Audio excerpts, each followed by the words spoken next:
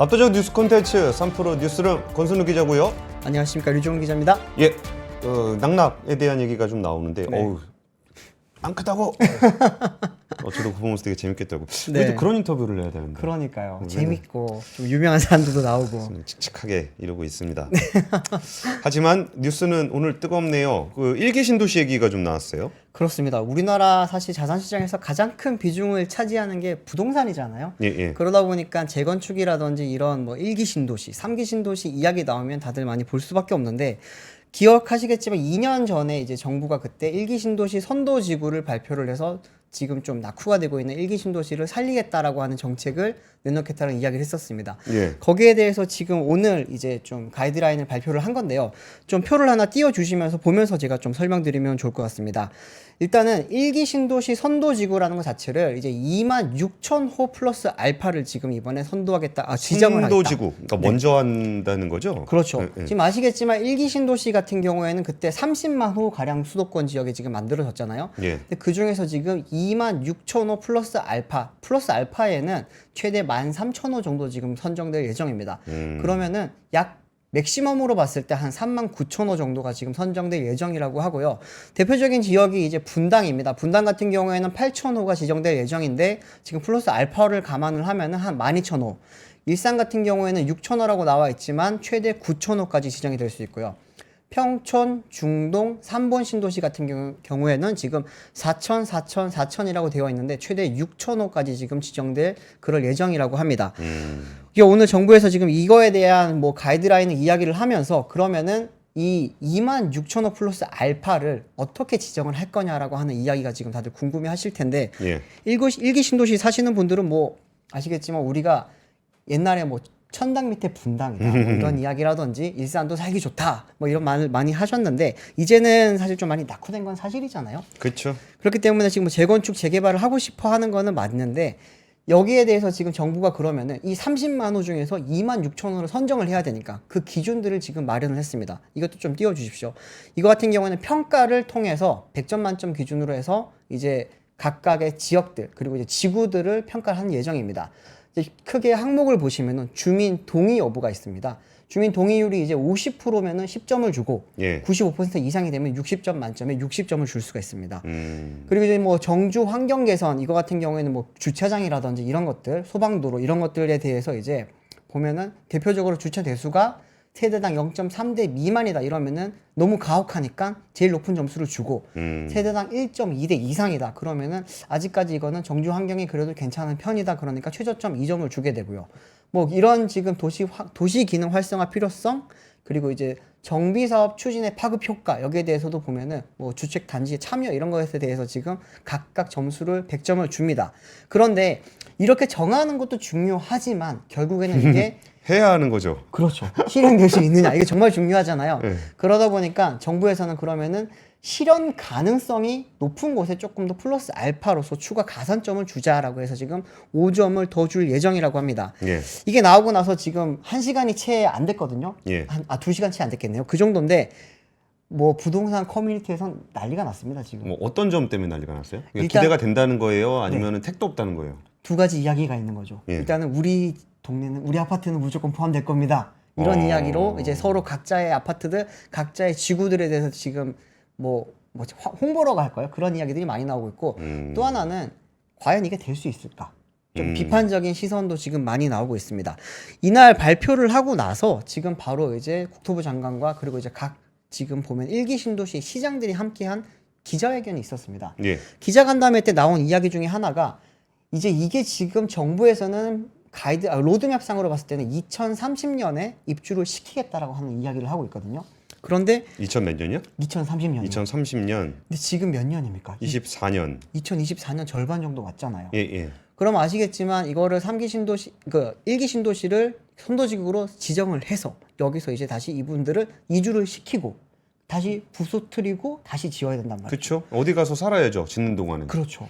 근데 그 5년 동안에 내보내고 부수고 새로 짓는 게 과연 가능하냐라고 하는 이야기가 지금 당연히 나왔습니다. 근데 이런 지금 지적이 나오니까 박상욱 국토부 장관이 한 이야기로는 일단은 통상 10년 정도 걸리는 정비 사업 자체에 대해서 특별법을 조금 추진을 해가지고 좀 어떻게 보면 패스트트랙으로 진행을 하겠다. 그리고 2027년 착공 후 물리적인 건축 공사를 통해 3년 이내에 마무리해서 2030년에 가능할 거다라고 이야기를 공식적으로 발표를 했습니다. 하지만 사실 뭐 전문가들 좀 인터뷰를 해보니까 이 부분에 대해서는 많이 좀 회의적으로 많이들 보고 계십니다. 일단은 이주가 되게 어려워요. 그쵸. 네. 예, 원래 살던 사람을 뭐 몇만 명을 갖다가 옮겨놓는 건데. 그러니까요. 예. 지금 정부에서는 일단 6월 25일 다음 달에 이거에 대해서 공식적으로 이제 배포를 하고 예. 11월부터는 본격적으로 선정을 해서 내년부터 이제 뭐 이 사업에 대해서 진행을 할 예정이라고 하는데 그러면은 내년부터 과연 2년 동안에 이주를 어떻게 시킬 것인가? 아시겠지만 분당 같은 경우에는 엄청나게 큰 도시잖아요. 그쵸. 20만 명 이상 살고 있는 걸로 알고 있는데 거기서 12,000 네, 가구를 선정을 해서 지금 여기서 지금 이주를 시켜야 되잖아요. 예, 예. 어디로 갈 거냐 이 사람들이 갈 곳이 지금 마땅치 않다고 합니다. 그러다 보니까 여기에 대해서 지금 이제 각각 시장들도 지금 좀 반응을 다르게 보이고 있는 게 일단 주변 전셋값 좀 오를 수는 있겠다는 생각이 좀 드네요. 일단 그 지적 예. 많이 지적이 많이 나오긴 했습니다. 사실 이분들이 뭐 지금 26,000호 한 최대 한 4만 호 가량이 지금 갑자기 이동을 하게 되면은 한 20만 명 정도 15만에서 20만 명이 이주 수요가 발생을 하게 된다는 건데 과연 그게 잘 이루어질 거냐라고 하니까 성남시청입니다. 성남시청 같은 경우에는 분당이 있는 곳이잖아요. 예. 제일 지금 민감하게 이야기를 했는데 신상진 성남시청이 이야기하기로는 성남은 분당 신도시도 그렇고 수정, 중원, 재개발 지역 등 이제 이주 문제가 지금 폭발적으로 생기고 있기 때문에 예. 국토부에서 무의미한 개발 제한 구역 규제를 완화해 줄 필요가 좀 있다라고 이야기를 했고요. 쉽게 말하면 규제를 좀 풀어주면은 우리가 빠른 주택 공급을 통해서 이걸 좀 이주 그런 거를 좀 빨리 해결해 보겠다. 빠르다기보다 개발 제한 구역 풀자는 거는 네. 약간 좀 사업성을 좀 높여달라. 그렇죠. 좀 돈 되는 사업 좀 하게 해달라. 뭐 이런 얘기죠. 네. 예. 그리고 이제 뭐 안양시장 같은 경우는 안양도 아시겠지만 평촌 가보시면은 이주할 곳이 없어요 사실 요즘. 그러다 보니까 최대와 안양시장 같은 경우도 지금 국토부나 LH의 적극적인 관심이랑 지원 방안이 없으면은 이주 자체가 어려울 수 있을 거다라고 이야기를 많이 했고요. 그러다 보니까 이제 박 장관한테 좀 이번에 좀 비판이 많이 쏟아졌던 게 이 선도지구를 지정은 일단은 정부가 급하게 해놓고 예. 계획이 있었으니까 여기에 대한 이주라든지 이런 거에 대한 책임을 지금 지자체에 몰리는 게 아니냐라고 하는 지적이 나오니까 박 장관이 오늘 이제 했던 말 중에 하나가 이주 대책을 국토부 장관으로서 지자체장들한테 떠넘긴 적은 없다. 도시계획의 기본편은 지자체가 잡고 있고 저희가 또 얼마든지 사업을 성공적으로 이끌기 위해 지원을 해줄 예정이다라고 일단 이야기를 하긴 떠넘긴 했습니다. 적 없다. 원래 제일이다. 그렇죠. 되게 굉장히 날카로운 지적을 하셨네요. 네. 떠넘긴 적이 없죠. 원래 해야 되는 일이다 보니까. 그리고 또 하나 지적이 나왔던 것 중에 하나가 공사비 문제도 좀 이야기가 나왔습니다. 그쵸. 공사비 뭐 요새 뭐 지금 하고 있는 재건축도 문제인데 네. 아직 시작도 안 한 재건축을 과연 시작해도 될 것인가에 대한 공포가 분명히 있을 것 같아요. 그렇습니다. 이분들은 지금 사실 이주가 아니라 이 선도지구로 그 지정이 되게 되면은 어쨌든 지역의 아파트 값이 조금 오를 수가 있고요. 그리고 뭐 내가 계속 살더라도 이분들은 내가 30년 된 아파트 살다가 이제는 새 아파트에 살 수 있겠다라고 하는 희망이 사실 있잖아요. 그렇죠. 그런데 그때 들어가는 비용이 지금 기존에 2년 전에 계획을 세울 때와는 달리 지금 공사비가 매년 엄청나게 오르고 있거든요. 그렇죠. 매년 5% 6%씩 오르다 보니까 이게 지금 상승폭이 상당합니다. 요즘은 평당 뭐 공사비 자체가 이제는 2년 전, 3년 전에 볼 때보다도 한 30% 정도 올랐다고 하거든요. 그렇게 되면은 이제 사업성도 많이 다시 떨어지게 되고 그리고 또 하나는 일기 신도시들은 대부분 고층 아파트입니다. 그쵸. 15층 이상의 예, 고층 예. 아파트다 보니까 용적률 완화도 많이 해야 되고요. 또 하나는 종상량 이슈도 지금 앞으로 많이 나올 겁니다. 그럼 몇 층을 만들어야 되는 거예요? 그러니까 30층, 40층 다 만들어야 돼요, 지금. 우리 현대차처럼 55층.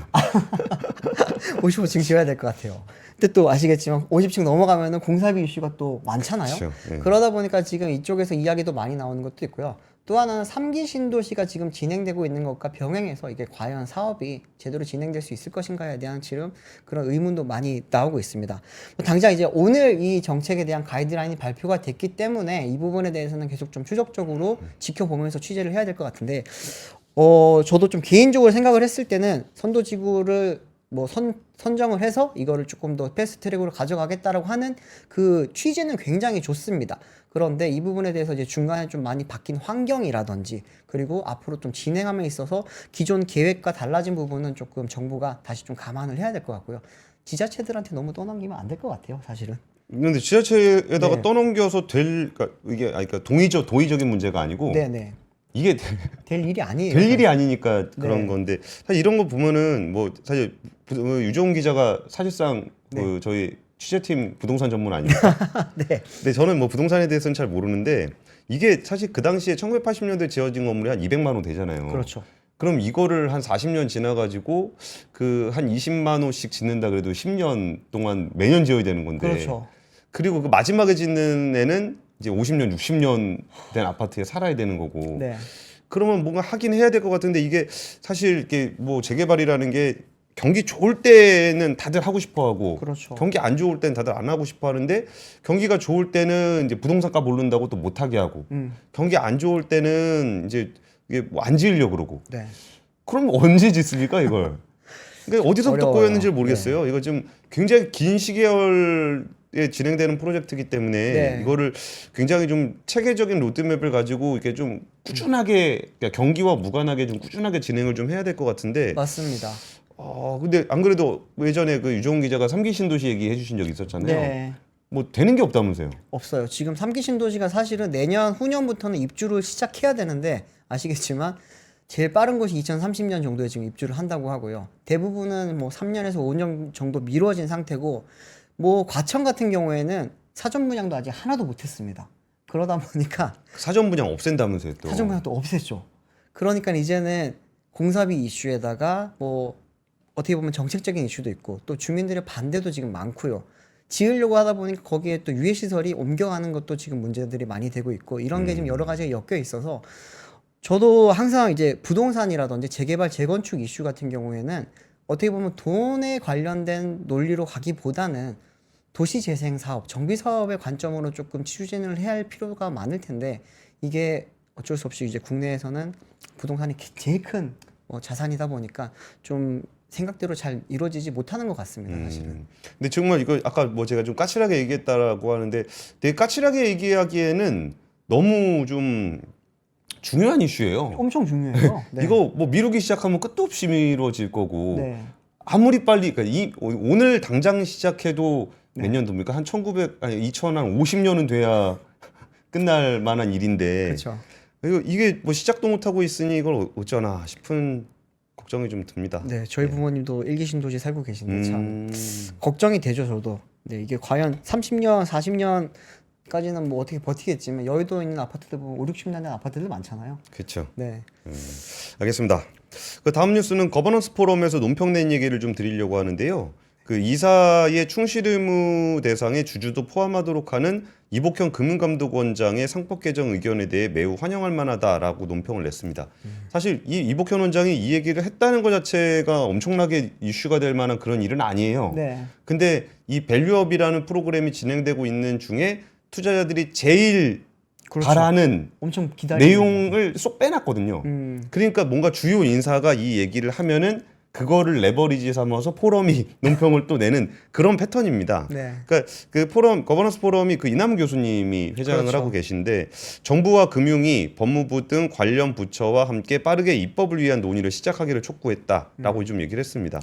근데 이게 참 답답한 게 그 밸류업을 하겠다라고 해서 그 좀 잘 되나 안 되나 때문에 정부가 고민이 많잖아요. 네. 이게 용산에서도 이거 되게 주요하게 좀 보고 있어서 맨날 금융이 들들 볶으면서 빨리 내라 뭐 좀 실효성 있는 거 내라 막 이런 얘기들을 하고 있는데 네. 그렇게 해달라는 주주의 충실 의무는 죽어도 못 넣겠다는 거예요. 네. 그러니까 주주의 충실 의무가 뭐냐? 이사가 모든 주주에 대해서 충실하게 의무를 다해라라는 얘기입니다. 네. 그럼 이게 그럼 이사가 모든 주주에 대해서 충실하라는 말이 무슨 얘기지? 라는 것을 보면은 이게 지금은 이사의 충실 의무가 법인을 대상으로 돼 있어요. 그러니까 회사에다 충실해라. 네. 어찌면 되게 당연한 얘기잖아요. 그렇죠. 근데 그러면 회사가 잘 되면 주주들도 좋은 거 아니야? 근데 이렇게 생각할 수 있는데 대주주와 소액주주 사이에 이해상충이 발생하는 경우가 있습니다. 그러니까 대주주한테 뭔가 예전에 그 저 에버랜드 아, 네. 뭐 12BW 했을 때 막 대주주 몰아주고 헐값에 몰아주고 막 그랬을 때 판례에 의해서 그 뭐 그렇게 한다고 해서 소액주주가 피해를 본 거지 법인이 피해 본 건 없지 않냐. 그렇죠. 뭐 그래가지고 그때 법인의 피해는 없다 그랬던 일이 있기 때문에 이거를 지금 얘기를 하고 있는 건데 이 내용을 사실 법무부가 반대를 하고 있습니다. 법무부가 뭐라고 반대를 했냐면은 그 이유 뭐 상징적인 거지 이게 실질적인 효과는 없다. 네. 그럼 그냥 하면 되잖아. 그렇죠. 실질적인 효과 없다며. 효과가 없는데. 효과 없으면 기업이 뭐 부담 가질 필요도 없고 네. 그럼 그냥 해주면 되는데 이거를 그렇게 안 해주는 거예요. 근데 거기 와중에 이제 이복현 금융감독원장이 지금 뉴욕의 이제 인베스트 K 파이낸스 네. IR 그러니까 금융감독원장의 해외 투자를 대상으로 한국 증시에 대한 IR을 나간 겁니다. 네. 거기서 개인 의견으로 이사의 주주에 대한 충실 의무는 무조건 도입해야 한다고 생각한다. 사실 금융감독원장이 할 얘기는 아닙니다. 네. 이거는 이제 법무부에서 해야 되는 일이기 때문에 금융감독원장이 할 얘기는 아닌데 또 이분이 또 힘이 세지 않습니까? 아, 그럼요. 예, 그러다 보니까 이런 얘기에 마이크가 가게 되는 건데 이복현 원장이 뭐라 그랬냐면은 결론이 어떻게 날지는 국회 논의를 거쳐봐야 되겠지만 적어도 지금 우리가 기업 밸류업 및 자본시장 밸류업을 추진하는 과정에서 이 논의가 공론화조차 되지 않는다면 밸류업에 대한 정부 의지를 의심하게 만들 것이다. 그치. 라고 얘기를 했어요. 맞는 얘기죠. 그렇죠. 그리고 이분이 실세라며. 네. 근데 왜 이걸 논의조차 안 하는 거냐는 거예요. 네. 그 포럼에서 했던 얘기가 뭐냐면 이게 그 주주에 대한 충실 의무가 도입이 되면은 어차피 회사 이익을 위해 최선을 다해 경영하는 부분은 차이가 아무것도 없다. 이사님 걱정 안 하셔도 돼요. 원래 하듯이 그냥 하면 됩니다. 다만 주주들 사이에서 유불리가 다를 경우에만 그렇죠. 그럴 때 특정하게 누구에게 유리하지 않도록 하면 된다. 이런 정도 얘기를 하고 있는 겁니다. 그래서 이런 부분들을 좀 제발 논의라도 좀 하자라는 얘기가 있어서 이것도 저도 뭐 항상 하던 얘기여가지고 뭐 매번 얘기하기 좀 뻘쭘해서 그랬는데 포럼도 네. 이복현 원장이 그 얘기 한 김에 논평을 낸 거고 저도 논평을 낸 김에 방송을 한 거고 네. 이런 식으로라도 이제 계속적으로 좀 얘기를 해야 되지 않나라는 생각이 들어서 이 뉴스를 두 번째로 준비를 했습니다. 맞습니다. 이게 필요한 이야기는 계속적으로 좀 언급되고 돌아야지만 예. 그게 또 추진이 되다 보니까 많이들 원하시잖아요. 상법 개정 같은 경우에는. 그렇죠. 네. 다음 뉴스는 대한항공이 이제 공군 KC-330 이제 공중급유기라고 하죠. 이제 공중에서 비행기가 이제 움직일 때 전투기라든지 여기에 이제 말 그대로 급유를 해주는 그 항공기인데 네. 시그너스라고 하는 그 공중급유기의 첫 창정비를 완료를 했다라고 합니다. 뭐 이거 같은 경우에는 이거 자체가 큰 뉴스라기보다는 이제 대한항공이 그 어떻게 보면 국내에서 몇 안 되는 MRO를 할 수 있는 MRO라고 하면은 메인터넌스 유지 보수를 할 수 있는 이제 그런 회사인데 지금까지는 대부분 이제 뭐 민간 항공기들 이런 걸 했었는데요. 대한항공이 최근에 이제 국방 관련해 가지고 이쪽에 MRO 사업을 좀 강화를 하겠다라고 하는 이야기를 했었습니다. 그 중에 하나로 이게 KC-330 시그너스에 대한 창정비를 시작을 하기로 한 건데 이게 이제 이번에 처음으로 이제 초도기 출고식을 열었다고 하고요. 창정비라고 하면은 정비에서도 여러 가지 단계들이 있습니다.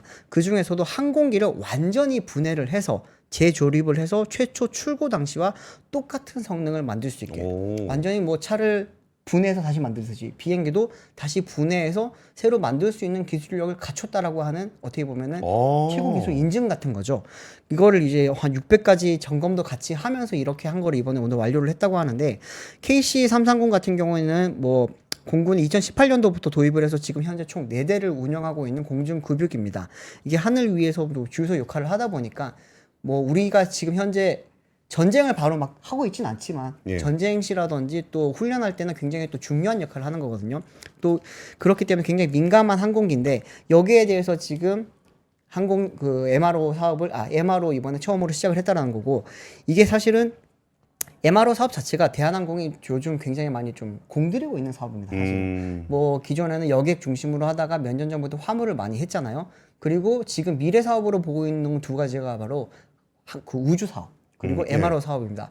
MRO 사업 같은 경우에는 이제 대한항공에서는 항공우주사업본부와 그리고 이제 IAT라고 하는 지금 계열사에서 같이 하고 있는데 매출이 아직까지 엄청 많이 높지는 않습니다. 작년 예. 기준으로 이제 항공우주사업본부에서 만들어낸 매출이 한 5,400억 정도 되고, 예. 근데 IAT 같은 경우에는 이제 항공기 엔진에 대한 MRO 사업만 하는 곳인데 작년에 매출 한 48억 정도밖에 안 됐거든요. 소소하네요. 소소합니다. 네. 아직까지 대한항공이 MRO 사업을 많이 뭐 하고 있지 못하고 이제는 미래 사업으로 가져가겠다라고 하는 건데 지금 대한항공이 인천에 지금 이거를 짓고 있습니다. 항공 정비 공장을 하나 짓고 있거든요. 아. 이게 완공이 되고 나면은 그때부터는 아무래도 뭐 사업이 많이 그 사업 규모가 많이 늘어날 거라고 하는 이야기가 나오고 있고요. 또 하나는 이제 여기에 지금 투입하는 비용이 한 5,700억 정도 됩니다. 꽤 크네요. 네, 대한항공이 R&D를 뭐 예전에 좀 했었죠. 이렇게 지금 부산 테크센터라든지 이런 거 지을 때 좀 하다가 최근에는 뭐 여러 가지 돈 들어갈 일도 많았고 또 이제 뭐 항공산업 그리고 이제 코로나 때문에 좀 많이 안 좋았기 때문에 그런 어떻게 보면 R&D 투자를 많이 못 하다가 이번에 MRO를 통해서 다시 한 번 더 많이 하고 있는 건데 이게 완공이 되고 나면은 지금보다 한 항공기 엔진 그 수리를 할 수 있는 규모가 한 3배 정도 이상 늘어날 거라고 하고요. 그리고 나면 이제 아무래도 점점 규모가 커지겠죠. MRO라고 하는 것 자체가 사실은 우리나라는 아직까지는 많지 않은데 이게 좀 시장이 많이 커요 생각보다는. 우리가 어지간한 거 다 만드는데 네. 항공기는 잘 못 만들죠. 항공기 못 만들죠. 예. 전투기 유일하게 만드는 뭐 카이라든지. 예.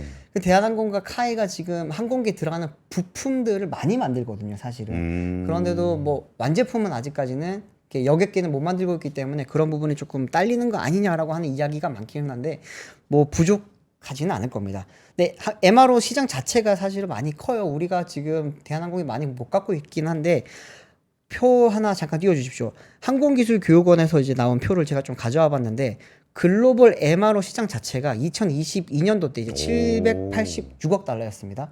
그게 이제 2032년이 되면은 1266억 달러로 연평균 4.9% 정도 성장할 전망이라고 합니다. 이렇게 되면 2032년이 되면 한 150조 원 정도 되겠죠. 근데 지금 우리나라 같은 경우에는 2017년부터 19년도에 평균 시장이 한 2조 5천억 정도밖에 안 됩니다.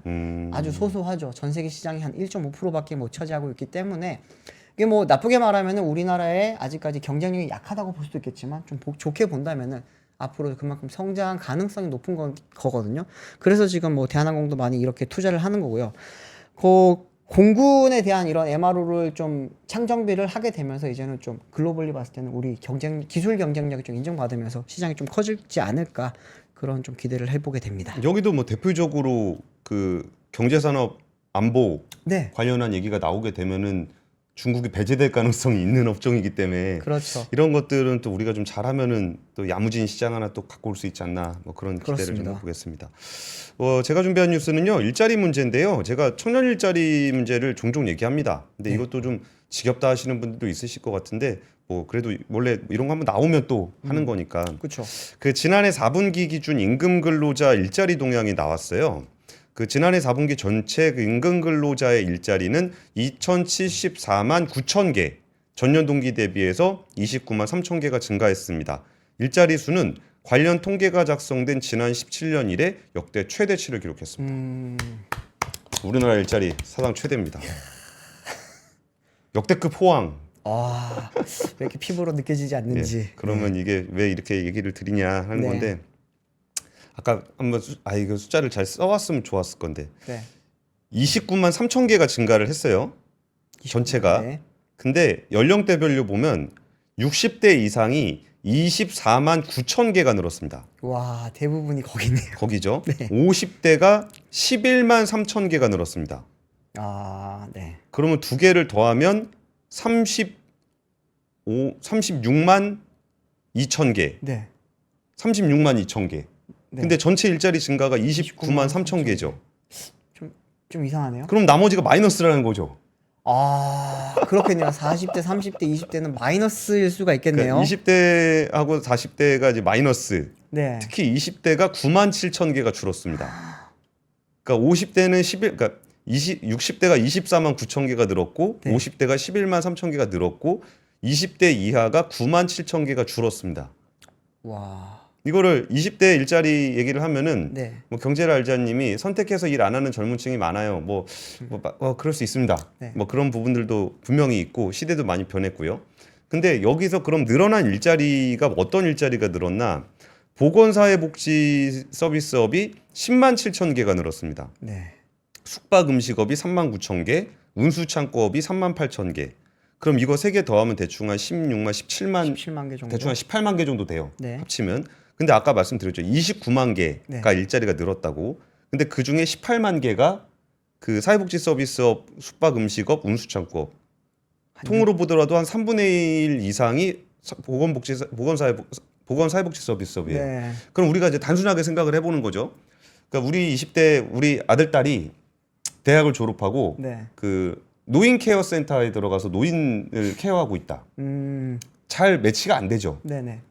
그럼 그걸 누가 챙길 것인가? 우리가 그냥 머릿속으로 떠올려 보면 그 요양병원이라든지 거기서 일하시는 분들 어떤 분들입니까? 대부분 5, 60대 네. 아주머니들 그렇죠. 이 대부분이죠. 그러니까 이 얘기는 뭐냐면은 어르신들 케어하는 사회복지 서비스업만 일자리가 늘어나고 있다는 겁니다. 그러면 그러니까 노령화가 급격하게 진행이 되니까 네. 사회복지 서비스업 일자리가 늘어나는 거는 되게 필요한 일이에요. 그렇죠. 그리고 네. 지금보다 훨씬 더 수요가 많이 필요할 거예요. 여기는 진짜 외국인들은 엄청 끌어와야 될 정도일 거예요. 네. 한 10년, 20년 지나면은 그 노인 케어하는 것들 진짜 외국인들이 대부분 하고 있을 겁니다. 아니면은 사람이 없어요, 우리나라는. 근데 사회복지 서비스업 일자리가 늘어나는 게 문제는 아닌데 여기가 사회복지 서비스업이 우리나라의 성장 동력이 되는 직업은 아니잖아요. 그렇죠. 네. 그러면 성장 동력이 되는 산업 쪽에서는 거의 일자리가 늘지 않고 오히려 감소하고 있다라는 거고 그러면 여기서 경력을 쌓아가지고 이제 좀 더 나은 인재가 돼야 되는 20대들은 네. 일자리가 정말 일할 취업할 곳 자체가 없다는 거예요. 그렇네요. 네. 이거를 아니 뭐 애들이 게을러서 공부를 안 한다 그러면 이제 혼내고 뭐 하는 거는 괜찮은데 네. 그러니까 20대들이 이제 성장 산업을 위해서 할 수 있는 일자리 자체가 줄어들고 20대는 아예 일자리 자체가 줄어들고 네. 우리 경제가 지금 사상 최대 일자리를 하고 있는데 거기에 거의 3분의 1은 네. 사회복지 서비스업이고 취업자 10명 중에 9명은 50대 이상 여성이에요. 이게 아무런 문제가 안 되는 걸까? 그러니까 예전에는 청년 일자리 문제 얘기하면서 네. 우리 뭐 그런 거 있잖아요. 뭐라 그랬더라? 뭐 청년 백수 뭐 이런 거 얘기하면서 네. 뭐더라? 이태백 이태백. 뭐 이런 얘기 했었잖아요. 20대 태반이 백수. 네. 요즘엔 이런 말도 안 해요. 아. 그냥 그거 원래 그런 거야. 이렇게 된 건가요? 뭐 이게 정상이야. 뭐 이렇게 된 건가? 비정상의 정상화네요, 진짜. 그래가지고 이번에 통계가 나왔는데 전혀 개선이 없고 오히려 더 심해지고 네. 오히려 남성들 일 많이 하는 건설업 이런 거 안 되니까 네. 여기 또 일자리 줄어들고 있고. 아. 그러면 청년들은 주로 어디 가서 일하냐? 운수 창고 뭐 이런 거라든지 그러면 택배 그냥 배달의 민족 네. 하고 쿠팡. 쿠팡 가고 이제 우리가 이래도 되는 건지 모르겠어요. 그러니까 라이더들이 예. 많아지더니 그런 거였군요. 아.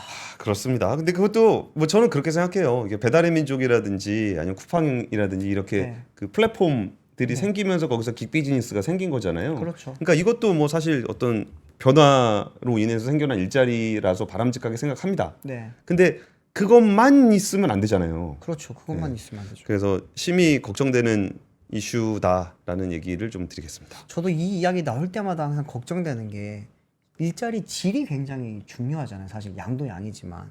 근데 지금 60대 이상의 일자리가 이렇게 많아졌고 대부분이 사회복지 서비스인데 예. 과연 그분들은 그러면 노인요양보호사 이런 자격증을 취득을 하고 하시는 걸까? 이런 것도 좀 생각이 들고 또 하나는 우리나라는 사실 수출 산업으로 먹고 사는 나라인데 예. 대부분 지금 늘어난 일자리는 대부분 내수용이란 말이죠. 그렇죠. 이 수출 산업 경쟁력을 높일 수 있는 일자리가 늘어나지 않게 되면은 장기화될 경우에는 우리나라 산업 경쟁력 자체가 조금 위험해지지 않을까 하는 그런 걱정이 조금 듭니다. 네. 그러니까요. 볼 때마다 이거 참 이래도 되는 거야? 왜 아무도 네. 이렇게 말이 없지? 뭐 이런 생각이 그러니까요. 좀 답이 들긴 합니다. 다음 뉴스는 오랜만에 네. 수소 트럭 뉴스네요. 네, 이게 또 저희 권 기자님이 또 전문가로 엄청 좋아하죠. 있는, 네, 네. 수소 쪽 이야기인데 오늘 수소 관련된 주가들 좀 좋았거든요. 아 그래요? QR셀이라든지 몇 군데 좋았었는데 그 이제 이유 중에 하나로 지금 이게 꼽히고 있습니다. 현대차가 북미에서 수소 운송 사업을 강화를 하기로 했다고 합니다. 그러면서 이제 기존에 알고 있었던 수소 전기 트럭이죠. 액션트 수소 전기 트럭이라든지 이런 걸 좀 확장을 하고 두산 퓨어슬 22% 올랐네요. 네, 오늘 엄청 올랐습니다. 어. 그럼 연락이 많이 왔어요. 왜 올랐냐? 네, 제가 봤을 때는 이거였던 것 같다라고 이야기를 하긴 했는데 이 현대차가 이거 이야기를 어디서 했냐면은 지금 라스베가스에서 청정 운송수단 박람회라고 하는 ACT 엑스포 2024라고 하는 게 지금 열리고 있다고 합니다. 여기서 이제 현대차는 북미 물류 운송 사업 현황을 소개를 하고 청정 물류 운송 사업을 중심으로 수소 상용 밸류 체인을 확장을 하겠다라고 이야기를 했습니다. 예. 사실 제가 올해 1월 달에 CES 갔을 때 갑자기 수소 이야기를 많이 했거든요. 그렇죠. H2. 네, 현대차가 H2 이야기하고 두산이라든지 다른 기업들도 갑자기 수소 이야기하면서 집 나간 수소 돌아온 거 아니야? 막 이런 이야기 했거든요. 그랬는데 이제 오늘 이런 또 이제 엑스포에서도 또다시 그런 이야기가 나오면서 현대차가 좀 새로운 이야기를 했던 게 뭐냐면은 캘리포니아 항만 친환경 트럭 도입 프로젝트를 통해서 지난해 이제 하반기에 엑시언트 전기 수소 트럭을 이제 30대를 이렇게 좀 공급을 했고요. 예. 또 하나는 오, 30대 팔았어요? 네. 오. 근데 지금 다들 기다리는 거는 신차잖아요. 네, 네, 신차. 지금 이 엑시언트 이제 수소 전기 트럭 같은 게 좀 오래됐다 보니까 여기에 대한 신차의 컨셉트를 이번에 또 내놨습니다. 그러다 보니까 이제 신차가 나오게 되면은 이제 또 거기에 대한 수요가 올라가고 그러면 관련 산업이 커지기 때문에 거기에 대해서 지금 좀 이야기가 많이 나왔던 것 같은데요. 저는 좀 눈에 많이 띄었던 게 뭐냐면은 미국 같은 경우에는 트럭커들이 굉장히 많잖아요. 예, 예. 땅덩이도 크고 거기를 이제 물류 운송을 많이 하다 보니까 그런데 여기에 지금 많이들 도입을 하려고 하는 것 중에 하나가 자율주행입니다. 트럭이 먼저 자율주행 해야 되는 거 아닌가 싶어요. 그렇죠. 예. 물류 운송을 하고 집단 주행을 할 수 있기 때문에 자율주행 많이 될 거라고 보는데 현대차가 이제 자율주행 기술 업체인 플러스라고 하는 업체와 미국 수소전기 트럭 최초로 이제 엑시언트 수소전기 트럭에다가 레벨 4 자율주행 테스트를 시작을 했다고 합니다.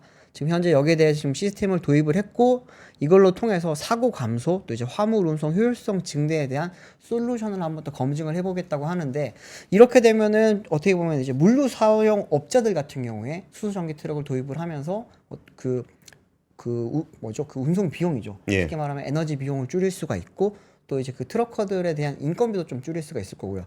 또 하나는 항상 나오는 이야기가 사고율 감소입니다. 아, 그렇죠. 네, 자율주행 도입을 하게 되면 안전하게 이제 사고 없이 운송을 할 수 있게 되면은 이거는 이제 단순히 그 승용차 안전이랑 조금 달라요. 이들은 시간이 돈이에요. 그쵸. 그렇기 때문에 사고가 안 나면 안 날수록 로스가 적어집니다. 그렇기 때문에 자율주행 관련된 기술을 좀 빨리 도입을 하고 싶어 하는 건데 거기에 대한 지금 테스트를 진행을 하고 있다고 하니까 현대차가 간만에 조금 앞서가는 이야기를 했는데 제가 이제 그러다 보면 궁금했던 게 그러면 수소 전기차 잘 팔리고 있냐? 한번 파악을 해봤거든요. 짧게 좀 빨리 말씀드리겠습니다. 짧게 하십시오. 네, 띄워주시면은 별로 크게 기대가 안 되기 때문에 짧게 하십시오. 현대차의 수소 전기차 판매량이 이제 상용차 포함이다. 전년 동기 대비 66.2% 줄었습니다. 전 세계 수소 전기차 시장 자체도 지금 보시면 1분기 기준으로 36.4%가 줄었습니다. 그래서 조금 수소 전기차 시장 자체가 좀 많이 좀 침체가 됐는데 신차가 없으니까. 네, 넥소도 없고 미라이도 없고 지금 신차가 없어요. 예. 근데 그렇기 때문에 신차가 나오고 관련된 산업이 조금 커지면은 내년부터 다시 좀 잘 나가기를 좀 기대를 합니다. 알겠습니다. 저 오늘 뭐 엔비디아 실적 내일 나온다 그러니까 네. 뭐 굉장히 기대가 많은데 또 얘기 안 할 그렇죠. 수 없겠죠. 네네. 그래가지고 좀 엔비디아 실적 컨센서스는 주당 순이익이 400% 증가할 거고 네. 분기 매출이 243% 증가한답니다. 이거 시가총액이 얼마짜리 회사인데? 400%요? 네, 그런데 이 와중에 아마존이 네. 그 블랙웰 출시가 엔비디아의 차세대 반도체 출시가 임박했는데 반도체 주문을 중단했다라는 보도가 나왔어요. 네. 그랬더니 아마존이 바로 부인했습니다. 아, 아마존에서 누가 부인을 했을까요? 아마존? 존? 존? 네. 저희 아재 맞습니다.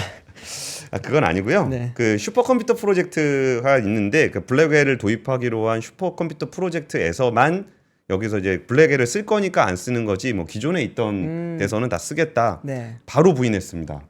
엔비디아 반도체 없으면 큰일 나죠. 아마존 안 굴러가니까 네. 바로 그 얘기를 했어요. 근데 오늘 사실 그 뉴스와 함께 좀 전해드리고 싶었던 얘기가 SSD 얘기입니다. 네. 와, 요즘에 하이닉스는 진짜 물 들어온 것 같아요. 제대로 물 들어와갖고 지금 HBM3는 뭐 수율 80% 이상 나온다 그래가지고 뭐 네. 이제 쫙쫙 뽑아낸다고 얘기하고 있는데다가 그쵸. 거기에 사실 우리가 그 HBM도 HBM이지만 그 SSD가 엄청 들어갑니다. 이게 SSD가 이제 그 대용량 저장 장치잖아요. 네. 근데 그 중에 이제 기업용 같은 경우는 이제 삼성전자 기업용 SSD가 1위고요. 그리고 여기서 이제 하이닉스 같은 경우도 이제 낸드 쪽에서 굉장히 좀 재미를 보고 있는데 여기에 트렌드포스의 전망을 보니까 기업용 SSD 계약 가격이 2분기에 1분기 대비 20에서 25%가 오를 거라는 거예요. 와, 기존의 전망치보다 더 높아졌네요. 더 높아진 거죠. 그러니까 여기에 이제 그 소비자용은 13에서 18%인데 기업용 SSD, 보통 엔터프라이즈 SSD라 그러는데 네. 여기 전망치가 굉장히 높게 나온 거예요. 와. 근데 여기에 또 저 얘기 드리고 싶은 게 뭐가 있었냐면은 그 SK 하이닉스의 애물단지가 있습니다. 그 솔리다임 네. 그 대련 인텔 대련 공장, 거기 낸드 공장이거든요. 네. 근데 그거 사가지고 욕 바가지로 먹고 눈치 없이 미국이랑 중국이랑 싸우는데 끼어들어가지고. 거기에 왜 그걸 사가지고 인텔한테 눈탱이 맞은 거 아니냐, 네, 맞아요. 인텔 이 새끼들 이거 싸우는 거 뻔히 알고서 팔고 튄 거 아니냐, 네. 그 돈은 또 분할 납부하기로 했거든요. 맞아요. 그러니까 맨날 근데 반도체 또 다운 사이클이야. 작년에 힘들었죠. 예, 진짜. 그래가지고 완전 뭐 난리가 났었는데 이 솔리다임 쪽에서도 이제 그 좀 낸드에 물이 쫙 들어오니까 지금 막 노를 막 젓고 있는 거죠. 오. 그래서 솔리다임에서 이제 60TB 기업용 SSD 퀄리티 테스트가 통과됐다라는 건데 네. 여기에 이제 QLC라는 표현을 썼어요. 네. 쿼더러플 레벨 셀인데 뭐 낸드에 대해서 뭐 상세하게 설명드릴 건 아니지만 이게 비트 이렇게 쪼개 갖고 하는 건데 네. 이게 더블, 트리플, 쿼더러플 그래가지고 오. 뭐 DLC, TLC, QLC 이렇게 QLC, 불러요. 네. 근데 인텔이 예전부터 보면은 그러니까 신기술 넘어가는 것을 굉장히 보수적으로 갑니다. 그쵸. 그러니까 예전에 그 공정 갈 때도 뭐 핀팻 해가지고 뭐 EUV 해가지고 7나노 가고 막 그럴 때 인텔은 야 그래면 뭐하냐 우리는 진짜 무슨 방망이 깎는 노인처럼 있는 거 열심히 깎아갖고 만들 거다 네. 요런 스타일이잖아요. 그쵸. 인텔도 남들은 막 위로 쌓고 있는데 거기서 진짜 인텔은 그 방망이 깎으면서 네. QLC를 달성한 데가 그래서 인텔밖에 없어요. 그러니까 이거를 이렇게 스택을 잘 쌓는 거는 인텔이 잘 못해요. 네. 그 다음 세대 기술은 아닌데 어쨌든 요거 쪼개가지고 하는 거는 잘하거든요. 근데 거기서 이제 또 그 세계 최초의 QLC 기반 60TB 기업용 SSD도 나온다 그러니까 뭐 D램에서는 HBM 잘 되지 DDR5 분량 별로 없지 여기에 기업용 SSD 잘 되지 그러니까 SK 하이닉스는 이번에 완전 제대로 좀 물이 들어온 게 아닌가라는 생각이 좀 들고요. 경사네요. 그리고 진짜. 이제 시간이 다 됐는데 그냥 네. 2차 전지 좀 힘 좀 내라고 네. 좀 전해드리는 뉴스가 그 글로벌 투자은행 번스타인에서 중국 전기차 관세 부과는 미국 배터리 공급망에 크게 도움이 될 거다. 미국 배터리 공급망 연평균 수요 증가율은 25에서 30%에 달할 것으로 추정된다. 와우. 그래서 제일 좋은 데가 어디냐? 한국 기업이 미국 배터리 공급망을 지배하고 있다라고 지적을 하면서 엔솔. LG 에너지 솔루션과 삼성 SDI 등 미국 배터리 등은 네. 미국 배터리 생산 능력의 65%를 보유하고 있다라고 얘기를 하면서 네. 양극재 시장에서는 LG화학이 한국에서 가장 주목받는 기업이라며 기업 가치 디스카운트도 곧 마무리가 될 거다라고 좀 얘기를 하고 있고요. 이러한 회사의 성공은 얼마나 전기차 전환이 빨라지고 IRA에서 주는 혜자가 얼마나 큰지에 달려 있다라고 얘기를 하면서 네. 미국 시장은 확실히 K배터리가 잡았다. 그렇네요. 그 중에 LG화학하고 어디야? SDI가 네. 제일 좋은 것 같다라는 얘기 진짜 오랜만에 외국에서 나오는 것 같아서 네. 좀 전해드리면서 마무리를 하고 너무 싶었습니다. 반갑습니다. 너무 반가운 얘기입니다. 네. 힘내라 2차전지. 여기까지 하겠습니다. 뉴스룸이었습니다. 감사합니다. 감사합니다. 박근영, 이선영, 사경인, 염승환 투자 마스터들의 세심한 케어로 건강한 투자 습관을 만드세요. 3프로 멤버십 3프로 앱에서 확인하세요.